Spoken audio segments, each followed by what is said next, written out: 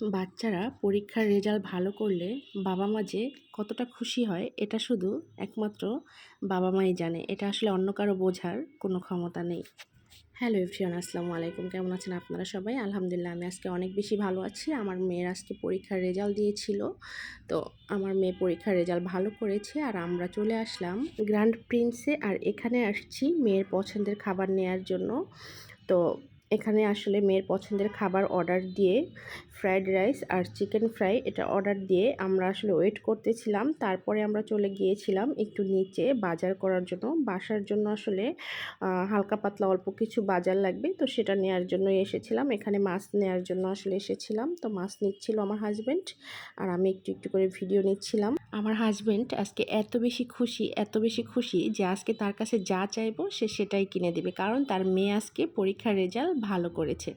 আজকে আমার আব্বুর কথা খুব বেশি মনে পড়তেছে, কারণ আমার যখন এসএসসি পরীক্ষার রেজাল্ট দিয়েছিল তো স্কুলে গিয়েছিল আমার আব্বুর রেজাল্ট আনতে। আর আমার রেজাল্ট পেয়ে আমার আব্বু এত বেশি খুশি হয়েছিল যে কি পরিমাণ হাসতেছিল আব্বু বাড়িতে এসে। আমার সেই আব্বুর হাসি মুখখানা মানে আমার চোখের সামনে এখনও ভাসতেছে। আসলে বাচ্চাদের সফলতা মানে বাবা মায়ের সফলতা, বাবা মায়ের সফলতা মানে বাচ্চাদের সফলতা।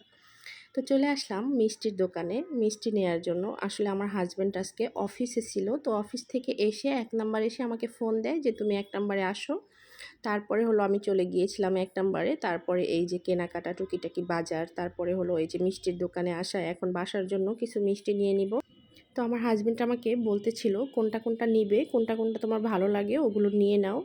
তো আর কতটুকু দরকার, কতটুকু নেওয়া লাগবে, তো এটা আমি নিচ্ছিলাম আর কি আমার পছন্দ মতো। আর এখানে ছিল রসগোল্লা, এটা নিয়েছিল আমার শ্বশুরের জন্য আর আমার বাচ্চাদের জন্য রসগোল্লাটা।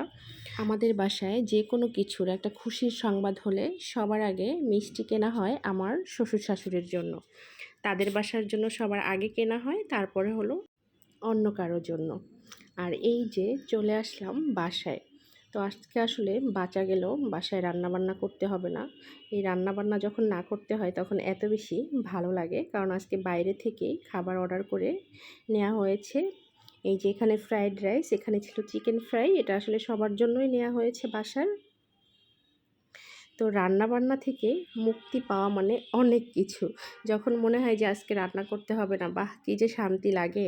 তো যারা যারা আমাদের শুভাকাঙ্ক্ষী আছেন অবশ্যই আমার বাচ্চাদের জন্য দোয়া করবেন, যাতে ওরা সুস্থ থাকে, সবসময় ভালো থাকে, ওদেরকে যেন মানুষের মতো মানুষ করতে পারি।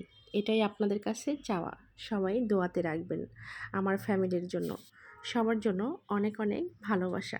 সুস্থ থাকবেন, ভালো থাকবেন। দেখা হবে নতুন কোনো ভিডিও নিয়ে। সবাইকে অসংখ্য ধন্যবাদ।